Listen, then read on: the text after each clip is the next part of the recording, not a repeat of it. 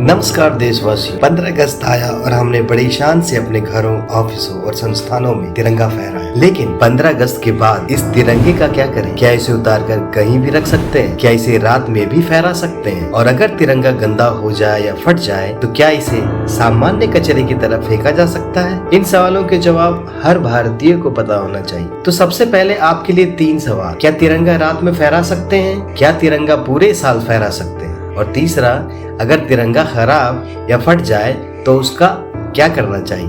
Video के अंत तक इन तीनों सवालों के जवाब आपको बिल्कुल साफ हो जाएंगे। भारत के राष्ट्रीय ध्वज को फहराने और उससे सम्मान से जुड़ी नियमों को समझने के लिए सबसे महत्वपूर्ण दस्तावेजों में से एक है भारतीय ध्वज संहिता यानी फ्लैग कोड ऑफ इंडिया 2002। इसमें राष्ट्रीय ध्वज को फहराने, प्रदर्शित करने और उसके सम्मान से जुड़े नियम बताए गए। इसलिए तिरंगे के क्या करना है और क्या नहीं, यह सिर्फ परंपरा का सवाल नहीं है मेरे दोस्तों, इसके लिए बाकायदे नियम मौजूद हैं। अब एक बहुत आम गलतफहमी, बहुत से लोगों को लगता है कि तिरंगा केवल 15 अगस्त या 26 जनवरी को ही फहराया जा सकता है, लेकिन ऐसा नहीं है। आम नागरिक अपने घर पर साल के किसी भी दिन राष्ट्रीय ध्वज फहरा सकते हैं, बशर्ते तिरंगे की गरिमा और फ्लैग कोड के नियमों का पालन किया जाए। यानी देश प्रेम कैलेंडर की सिर्फ 2 तारीखों तक सीमित नहीं है और न ही क्रिकेट के स्टेडियमों तक। पहला बड़ा सवाल ये है, क्या तिरंगा रात में फहरा सकते हैं? इसका उत्तर है हाँ।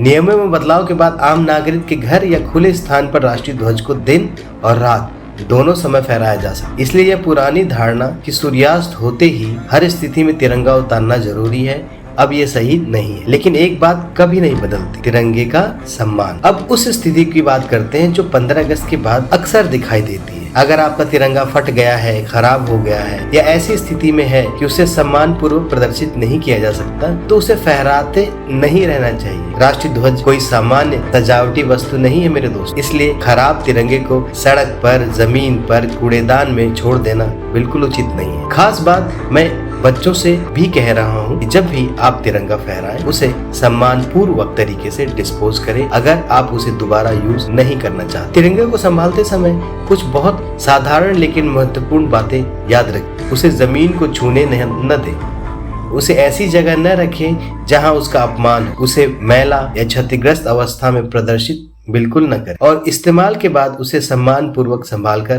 क्योंकि राष्ट्रीय ध्वज का सम्मान केवल उसे फहराने में नहीं है मेरे दोस्त, उसे संभालने के तरीके में भी दिखाई देता है। सबसे महत्वपूर्ण सवाल ये भी है, खराब हो गया तिरंगा तो आखिर क्या करें? फ्लैग कोड के अनुसार जब राष्ट्रीय ध्वज खराब हो जाए तो उसका निपटान सम्मान और गरिमा के साथ निजी रूप से किया जाना चाहिए। इसके लिए इस प्रकार नष्ट किया जाना चाहिए कि राष्ट्रीय ध्वज की गरिमा बनी रहे, यानी इसे नॉर्मल कचरे के साथ फेंक देना सही तरीका नहीं। ये छोटी सी बात है, लेकिन राष्ट्रीय ध्वज के प्रति हम कुछ चीजें जो हमें नहीं करनी चाहिए। तिरंगे को जमीन पर नहीं फेंकना चाहिए, उसे गंदे या फटे हुए रूप में प्रदर्शित नहीं करना चाहिए। राष्ट्रीय ध्वज को ऐसी वस्तु की तरह इस्तेमाल नहीं करना चाहिए जिससे उसकी गरिमा कम हो। और सबसे महत्वपूर्ण, तिरंगे को सिर्फ 15 अगस्त की सजावट समझकर इस्तेमाल करके भूल मत जाइए। यह केवल शिष्टाचार की बात नहीं है मेरे दोस्तों। राष्ट्रीय ध्वज के अपमान से जुड़े मामलों में एक कानून, prevention of insult to national honour act 1971, ये भी महत्वपूर्ण है।